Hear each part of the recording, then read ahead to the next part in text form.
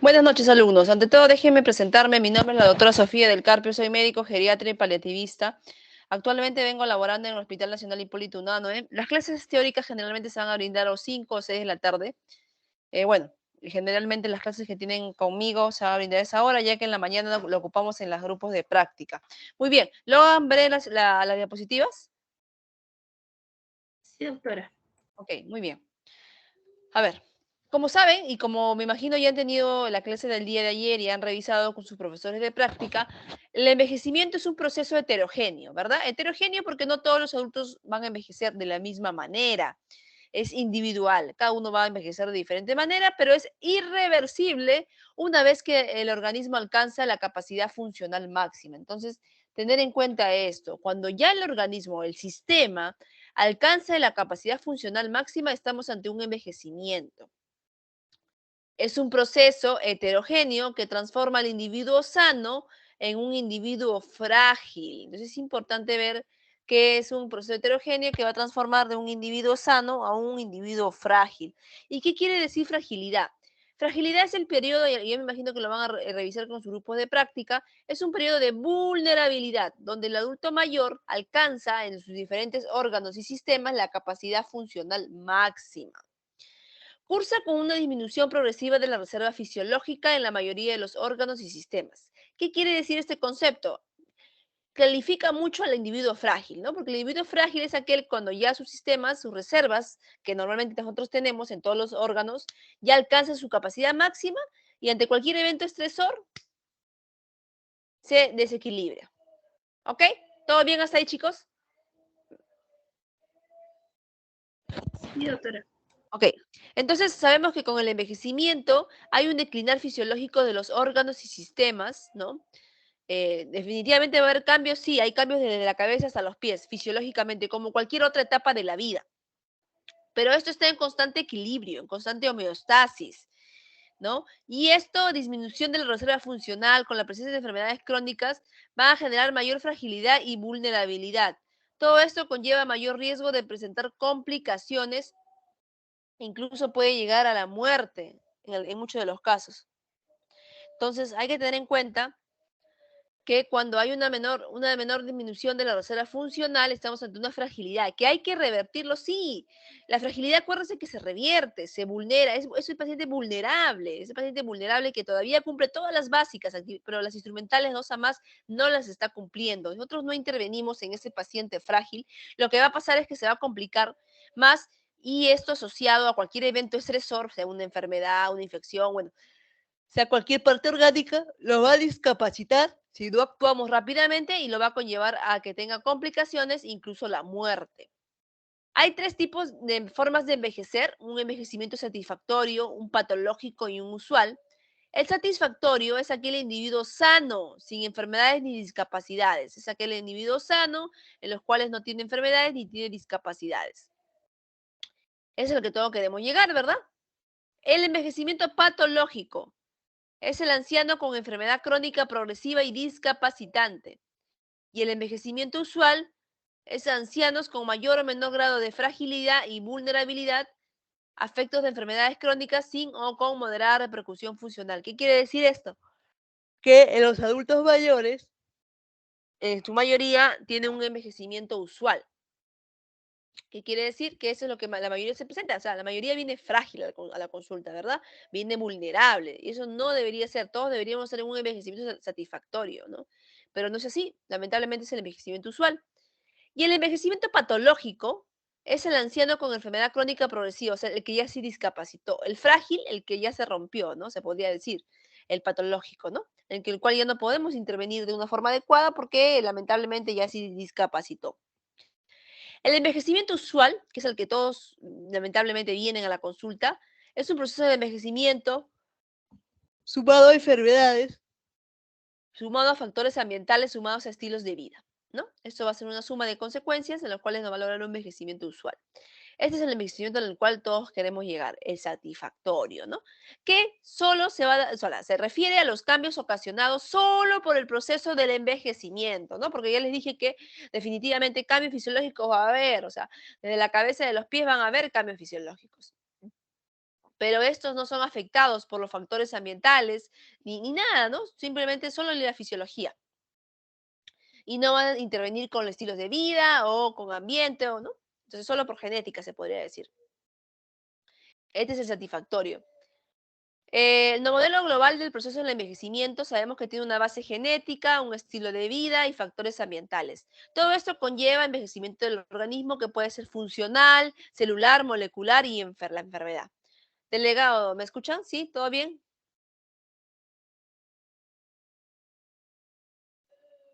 Sí, doctora. Sí, Sí, doctor, doctora. sí le escucho Sí, bien. se escucha. Órganos y sistemas. Vamos a empezar con cuáles son los cambios que se dan en los diferentes órganos y sistemas. En la mayoría de tejidos hay una disminución del número de células, si es cierto, con la consecuente disminución de su peso, ¿no? La masa ósea se pierde un 20% en ancianas y hay una disminución del peso de 1 a 2 kilos por década a partir de la cuarta década, ¿no? ¿Qué quiere decir? Que hay una disminución de peso, ¿no? Hay una disminución de peso de 1 a 2 kilos por década a partir de la cuarta década. Entonces, definitivamente, cuando ya se llega a los 40, incluso ya se dice que hay una baja, ¿no? No solamente de peso, sino también disminuye la mineralización ósea, ¿no? Por eso que a veces hacen hasta, incluso hay se podría decir, un aviso publicitario, ¿no? Donde le promocionan que a partir de los 40 ya uno necesita mayor proteína, sí es cierto, ¿no? Pero bueno, sí que sí es cierto es que todo está en la comida, que no necesitamos suplementos, ¿ok? La talla disminuye 1 a 2 centímetros por cada década a partir de los 40 años, también es algo normal. La piel se hace más delgada, más seca, por eso es que el paciente adulto mayor se queja de prurito, porque sí, definitivamente se va a hacer más seca, más delgada. Solamente con toparse a veces me hacen hematomas, porque es delgada, es transparente, no es elástica, tinte amarillento, arrugada, ¿no? Pierde la grasa subcutánea y glándulas sudoríparas, lo que contribuye a mayor sensibilidad al calor y al frío. Aparecen las manchas seniles. La piel se atrofia con propensión a formar úlceras de presión e inmovilidad, si es cierto. Por eso que el adulto mayor,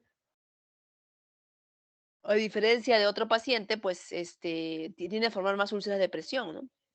El pelo se torna gris y se adelgaza. Hay un engrosamiento de las uñas. Hay una pérdida de soporte elástico, ¿no? Los traumatismos pueden provocar la ruptura de los vasos y es importante esto. El aparato muscular, ¿no? A los 80 la masa muscular disminuye de un 30 a 40% respecto a los 30 años, si es cierto, o sea, hay una sarcopenia, definitivamente, ¿no? Eso es realmente algo que se va a dar, por eso es que hay que evitar con ejercicio físico, con una mejor alimentación, ¿no? Con eso podemos mejorar la masa muscular. ¿No? La fuerza de puño disminuye en un 60%, la fuerza de extremidades inferiores es la que se pierde más rápido. Acuérdense que la masa muscular que se pierde más rápido es de las extremidades inferiores, o sea, definitivamente. Por eso que las personas ven con las piernas más delgadas, ¿no? La barriga, observan que el paciente adulto mayor, piernas delgadas y la masa grasa, ¿no?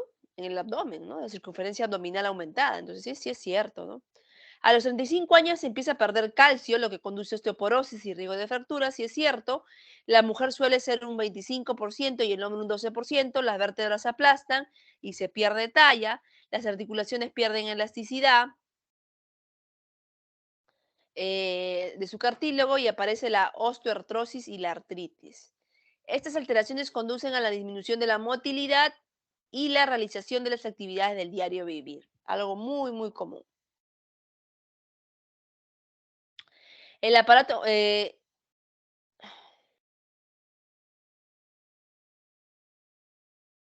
bueno, esqueletos, como sabemos, los que van a hacer cambios en el sistema musculoesquelético, la marcha se modifica, hay un aumento de la base de sustentación, una disminución del braceo, una mayor flexión del tronco, todo esto va a condicionar que haya una mayor alteración de la marcha, el equilibrio y un riesgo de caídas. Pero acuérdense que todos estos cambios que se dan fisiológicamente están en equilibrio, alumnos, o sea, va a dar enfermedad, no debería dar un riesgo de caídas.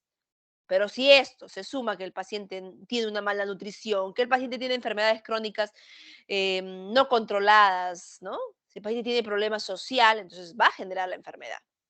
El corazón, al igual que otros órganos, aumenta, también tiene cambios fisiológicos, ¿no? Por ejemplo, aumenta el tamaño y el peso del grosor de los ventrículos, ¿no? Hay mayor resistencia periférica, por eso también aumenta la presión hipertensión y la presión arterial, el endocardio se adelgaza, ¿no? Las válvulas presentan calcificaciones, entre otras que ustedes lo van a leer. Entonces, todo esto va a conllevar a que el paciente pues presente hipertensión arterial, presente hipertensión sistólica, ¿no? Presente también problemas de arritmia, porque el tejido excitoconductor tiene pérdida progresiva de su actividad para marcapasos, es cierto, ¿no? También hay mayor valvulopatías, entonces todo esto es por cambios fisiológicos, pero acuérdense que esto no va a producir enfermedad si no interactúa con los demás. Eso sí quiero que tengan claro. El sistema respiratorio también va a generar muchos cambios, como disminución de la movilidad de la capacidad torácica, debilidad muscular, encorvamiento progresivo, cambios articulares, limitación de la expansión, y todas ellas que ya ustedes la van a leer, todo esto va a ocasionar que el paciente adulto mayor pues sea más predispuesto a hacer enfermedad grave, y es lo hemos notado, ¿no? Ahora con la enfermedad del COVID, porque los adultos mayores eran los que más fallecían, debido a que muchos de ellos, pues, tenían problemas en la parte muscular del diafragma, incluso, ¿no? En la respiración, ¿no? No había tos en muchos de los pacientes, ¿no? Para poder pensar en que tenía un proceso respiratorio en curso, ¿no? Entonces es importante que también veamos todos estos cambios que se dan fisiológicamente, pero que son fisiológicos, que esto no debería por qué producir la enfermedad, pero lamentablemente la produce cuando interactúan. El riñón, hay una disminución progresiva del número de glomérulos a partir de los 50 años. 80 años la masa renal se ha reducido a un 30%, hay un aumento del tejido fibroso en la zona medular y engrosamiento de la membrana basal. Entonces, ¿qué quiere decir esto? ¿Que hay un problema renal? Sí. Por eso es que yo deseo que no se guíen de la creatinina, sino se guíen de la depuración de creatinina. Es importante eso, la depuración, porque acuérdense que va a haber una insuficiencia renal al final. Entonces, al haber una insuficiencia renal al final, eh, esto va a producir em, que pues al administrarle fármacos podemos generar incluso por esa mala respuesta al riñón, porque definitivamente va a haber insuficiencia renal al final, sí, un grado 1, 2 probablemente, pero sí es este cambio fisiológico, sí, pero eso no debería por qué producir enfermedad, porque debería interactuar con los demás, ¿verdad? Al igual que los demás sistemas. Por eso siempre nunca se guíen de la creatinina en sí, porque acuérdense que la creatinina va por músculo, ¿no? La degradación, y el paciente adulto mayor no tiene.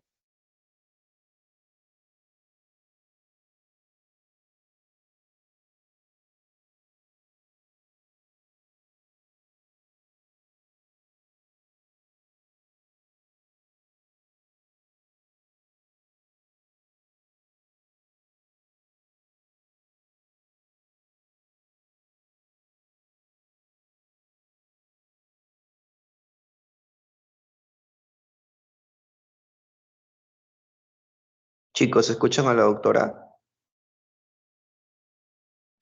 Doctora, No se escucha. no se escucha, doctora.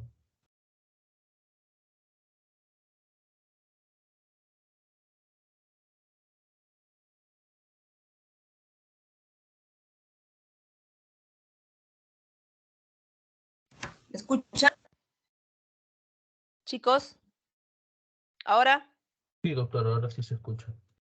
mire, cualquier cosa me dicen, porque a veces puede haber mala señal. ¿Me han escuchado entrecortado? ¿Algún problema, alumnos? No, en la última diapositiva no se escuchó mucho. Ya, perfecto. Sí, me tienen que avisar, porque a veces puede haber problemas técnicos, ¿no? Entonces, la parte genitourinario, como les dije, hay una disminución del piso, de la fuerza muscular del piso pélvico, ¿no? De la parte muscular del piso pélvico. Por eso es que hay mucha incontinencia, mucha ITU, ¿no? Por eso las mujeres se quejan de eso. Hay sequedad de la vagina. En los pacientes hay agrandamiento de la próstata, por eso hay mucha hiperplasia benigna de prostática. Entonces, es importante conocer que hay una disminución del piso del piso del suelo pélvico para poder prevenir esto, ¿no? O mejorar. Acuérdense que estos son cambios que se van a dar automáticamente. ¿Me escuchan, delegado? Sí, doctora, sí se lo escucho. La boca es uno de los órganos que se altera, ¿no? El crecimiento de la mucosa, la lengua, lo que va a disminuir la disminución del gusto y de la producción de saliva, o sea, es más seca, hay menos saliva.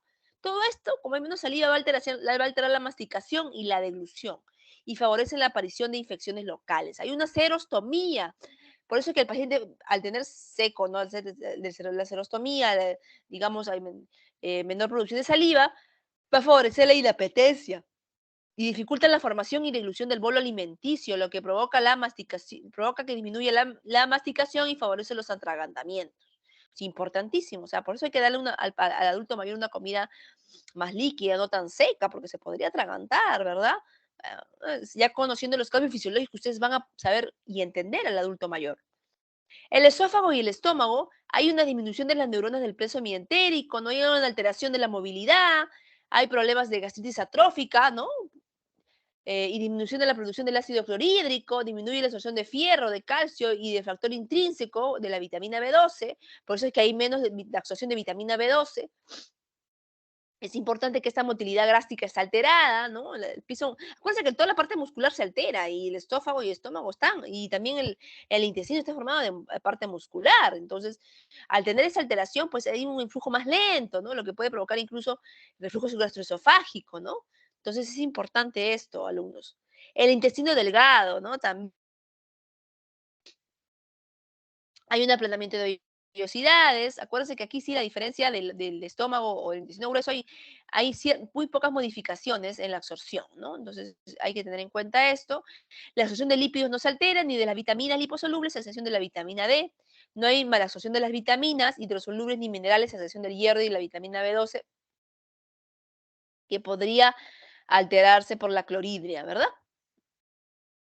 El intestino grueso, hay disminución de los plexos musculares, ¿no? De las fibras musculares, lo que va a provocar que la motilidad sea mucho más lenta y va a provocar que se impacte más el paciente, ¿no? Por eso que hay más estreñimiento, ¿no? La pared muscular se debilita, favoreciendo la aparición de dilataciones, es lo que podría haber, ¿no? Hay más enfermedad diverticular, ¿ok? También incluso suele haber lagos venosos en la submucosa que constituyen la angiodiplasia intestinal. El páncreas también se degenera observando dilataciones del conducto pancreático y una disminución de la función endocrina. El hígado disminuye de tamaño, peso y el número de los hepatocitos, que condicionan modificaciones en el metabolismo de los fármacos y síntesis de proteínas. La composición de la bilis tiene un alto índice lipidogénico, que lo que va a predisponer la formación de cálculos. Entonces es importante esto, ¿no? Por eso que hay que tener mucho cuidado con los fármacos, porque el hígado va a ser mucho menor, se va a modificar incluso el metabolismo y va a tener menos síntesis de proteína, lo que va a provocar que haya más fármaco libre, ¿no? Entonces, eso es una alteración. El cerebro, se dice que el cerebro empieza su reducción a partir de los 30 años, ¿ah? ¿Ok? Sí, es cierto, a partir de los 35 años ya hay una reducción del número neuronal, ¿no? Hay una reducción de tamaño de peso, de la sustancia blanca, ¿no? Neuronas de un 30 a 40%. Acuérdense que hay un menor número de dendritas y sinapsis. Todo esto va a conllevar a que el paciente adulto mayor pues tenga a la larga, pues, digamos, un deterioro cognitivo muy leve, pero la característica fundamental es que no altera la función, o sea, esto no va a alterar la función, a diferencia de la enfermedad en sí, que es la enfermedad de Alzheimer, ¿no? O otro tipo de demencia. Esto sí va a alterar la función, eso que quede claro. O sea, sí va a haber un deterioro cognitivo, sí lo va a haber, pero esto no va a alterar la función. La visión, a diferencia de los otros órganos anteriormente vistos, especialmente el aparato cardiovascular y el respiratorio, la visión sí es un órgano que se va a afectar definitivamente. La órbita pierde contenido graso y produce efecto de ojos hundidos, ¿no? La laxitud de los párpados puede provocar ectropio o entropión. La córnea pierde transparencia y depósitos de lípidos. La pupila reduce su diámetro y el iris disminuye la capacidad de acomodación por fibrosis. El cristalino aumenta su tamaño y se vuelve más rígido, ¿no? Por eso es que aparecen las cataratas. Bueno, y ustedes lo van a revisar ahora. Todos los cambios.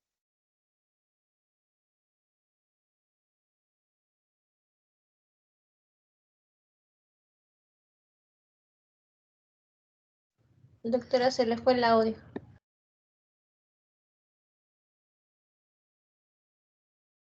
Por favor.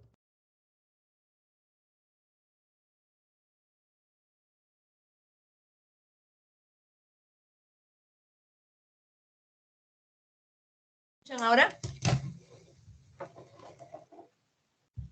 Alumnos. Sí, doctora. Sí, Ok, doctora, ya se me la quité los escucho. audífonos. Había un poco de bulla acá, pero ya no hay. A ver, entonces, ¿le escucharon lo que es la visión?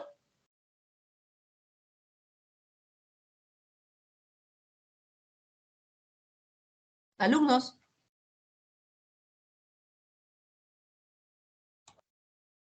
Alumnos.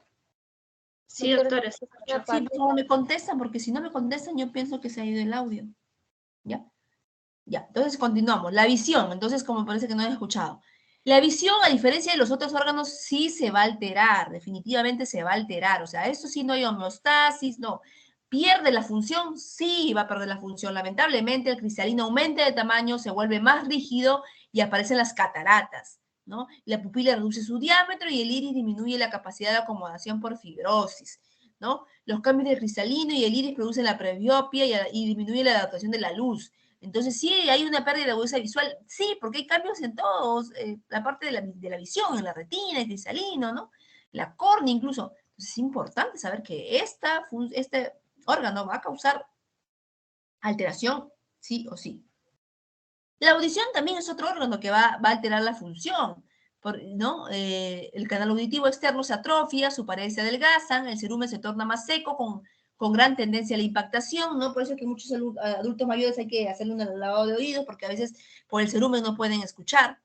Hay pérdidas de células del órgano de Corti en la cóclea, engrosamiento de la membrana basal, degeneración del ligamento espiral, pérdida de audición. ¿Qué quiere decir esto? Que definitivamente, al igual que la visión, vamos a tener una presbiacusia, un problema de déficit auditivo, sí o sí.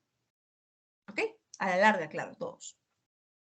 El gusto y olfato. Hay un aplanamiento y pérdida de papilas gustativas, lo que altera el sabor de los alimentos, sí es cierto. Por eso es que al adulto mayor usted tiene que cocinarle de más colores, más rico. Y yo detesto las dietas restrictivas a los pacientes diabéticos hipertensos. Paciente diabético, nada de azúcar. Paciente hipertenso, nada de sal. Imagínense esa comida. Qué terrible, ¿verdad? A menos sin sal.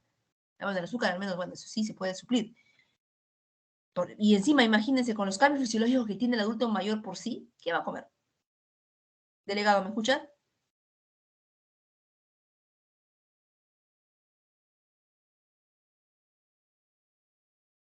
Sí, se escucha, doctora. Ok. Ok. Entonces, ¿qué quiere decir esto? Que hay cambios, ¿verdad? El gusto disminuye principalmente para lo dulce y lo salado, para el ácido y el amargo permanece igual. Es una característica, ¿no? El olfato también disminuye, no distingue los diferentes olores.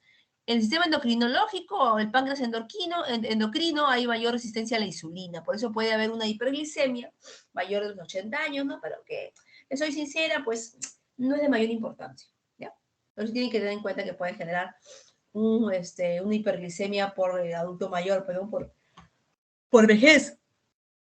Pero generalmente eso no es de gran importancia porque acuérdense que uno trata diabetes o uno maneja diabetes para prevenir las enfermedades crónicas, ¿no? Para prevenir las enfermedades crónicas, ¿no? Entonces, en el adulto mayor, pues mientras más tarde encuentren la enfermedad, pues mejor para el adulto, ¿no? El paratiroides, hay un hiperparatiroidismo leve, un aumento de secreción de la paratormona 30% y todos esos cambios que se van a dar, que lo van a revisar. La termorregulación, ¿qué quiere decir eso? Que hay una susceptibilidad aumentada para la hipotermia y la hipertermia. Hay una reducción de la actividad muscular y escalofrío. Bueno, la termogénesis va inducida por el alimento y la glucosa va a disminuir.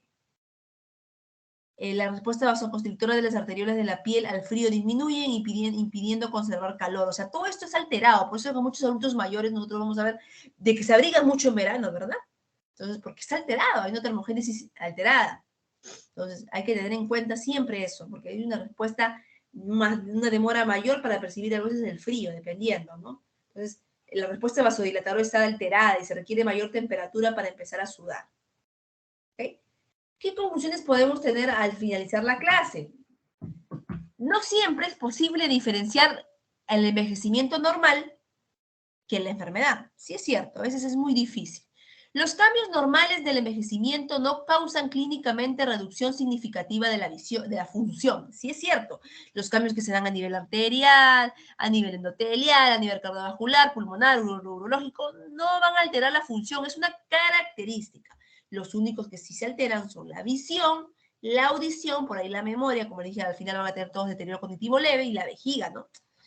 Los cambios en los sistemas cardiovascular, respiratorio y gastrointestinal no afectan las actividades ordinarias.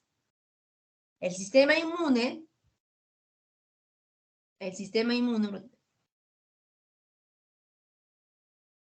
un rato, chicos.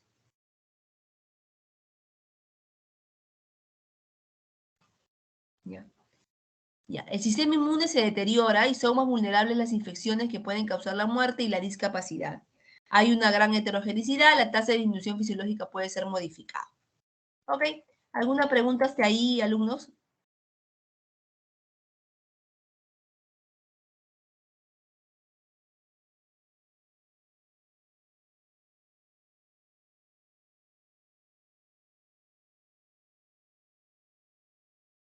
No, doctora. ¿Todo claro? Sí. Sí, doctor. ¿Seguro? Doctor, una pregunta. Sí. Con respecto a lo que es genitourinario, usted había mencionado que a los pacientes geriátricos le dan... ¿Es común eso, lo que la hiperplasia benigna de próstata? Sí, es común, pero no todos hacen, ¿ah? La mayoría, o todos, la mayoría. No, no, no, no, no, no, no, no, no. Eso tiene que predisponer, pues. Mejor dicho, si hay un crecimiento de próstata, sí es cierto, un crecimiento, no dice que te da hiperplasia benigna de próstata, hay un crecimiento de la próstata. Pero no todos van a hacer la enfermedad. Va a haber que asociarse a otros factores para que hagan esa enfermedad. Doctor. No, y los hombres ya saben qué factores pueden ser, ¿no? Ya lo vamos a hablar en neurología. ¿Por qué hay mayor hiperplasia benigna de próstata en un paciente? ¿Por qué se agranda la próstata? ¿Ya? ¿Alguna otra pregunta?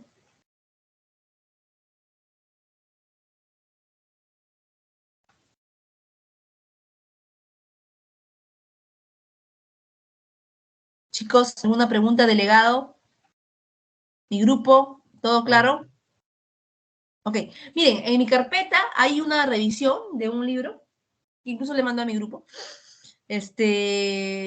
Por favor, la revisan, que va a ser pregunta de examen. No solo es la diapositiva, sino también son algunas revisiones. Son 4 caras, son poquito. Donde va a complementar los cambios fisiológicos a ustedes, ¿ok? Muy buenas noches, alumnos. Nos estamos viendo hasta otra oportunidad. Con el delegado coordinamos la práctica. Lo más probable es que sea igual a las 5 de la tarde o 6. Ya, más probable 6 de la tarde. Y alumnos, nos estamos viendo. Cuídense. Doctora, una pregunta. Había dicho en su Sí. carpeta, pero en su carpeta hay varias PPTs. Ajá. ¿Se refiere a la del tema o...? El tema, Ok, delegado. ok. Hay el tema de cambios fisiológicos. Hay unas páginas de un libro. Está ahí. Son 4 o 5 hojas. Ahí dice cambios fisiológicos. ¿Lo han encontrado? Sí, sí, doctora, sí, sí. Ok, Ya lo muy encontré. bien, delegado. Entonces nos estamos viendo el día, para la próxima teoría, que creo que es el viernes, me parece. ¿Ya? Nos vemos, hasta luego. Buenas noches. Hola, doctora. Hasta Buenas luego. noches. Doctora, doctora,